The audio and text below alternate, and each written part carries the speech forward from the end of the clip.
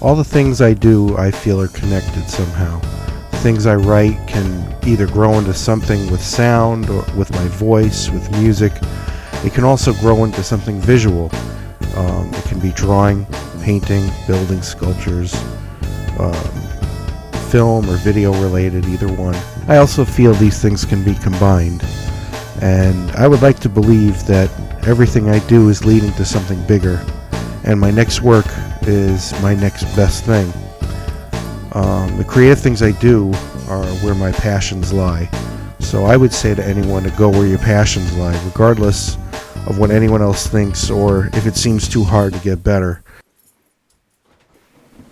Inspiration is not necessarily something that you can really flip a switch and make it happen. So when it happens, you got to really kind of strike at that moment.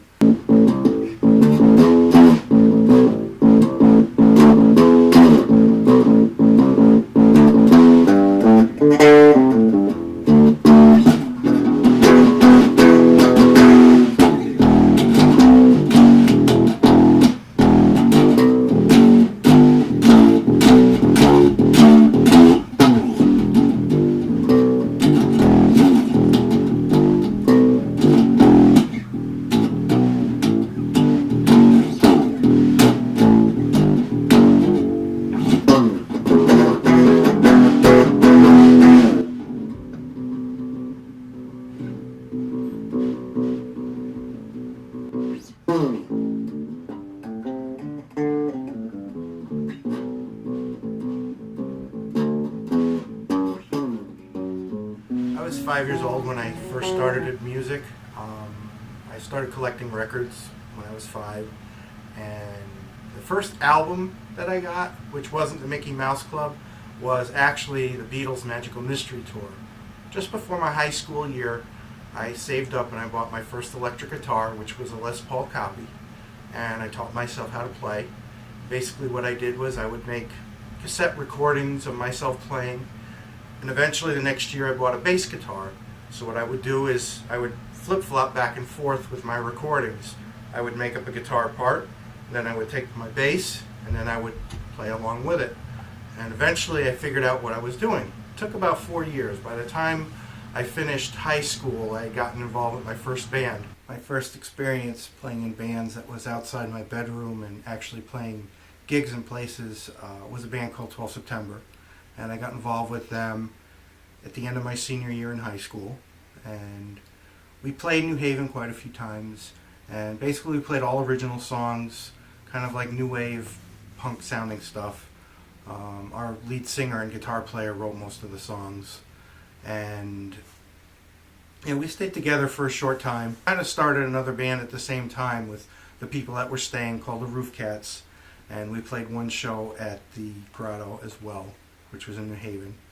I played with another band called Tangent, which they were more of a classic rock kind of sound.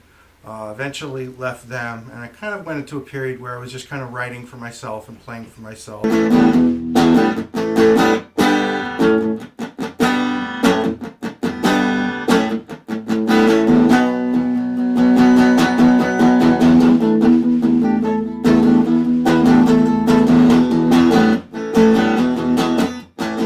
I'm mostly just doing recordings and posting things online, occasionally playing out. One of the things that's difficult is finding reliable band members, so I've kind of learned how to do most of the things myself, which I do with either a loop master or another kind of recorded device, and I play alone. But I am hoping to find some other people to play with.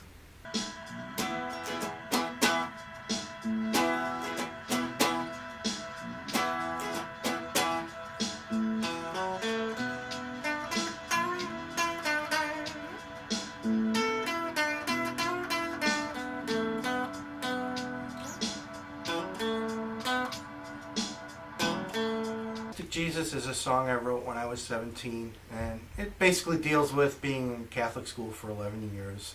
And while it may sound sort of sarcastic, it was what I was thinking at the time.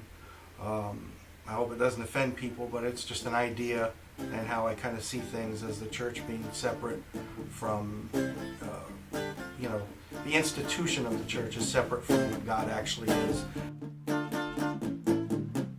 I pray to my plastic Jesus. He gives me hope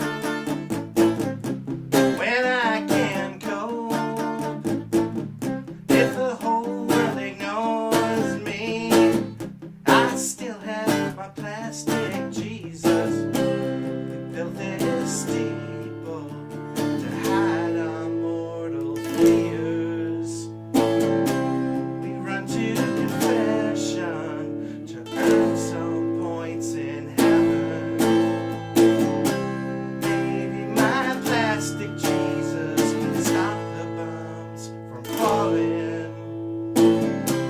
He jump off my sacred table, save us with his plastic hands. Eventually I was doing a lot of open mics and starting to work in the poetry thing, because I would do poetry readings too.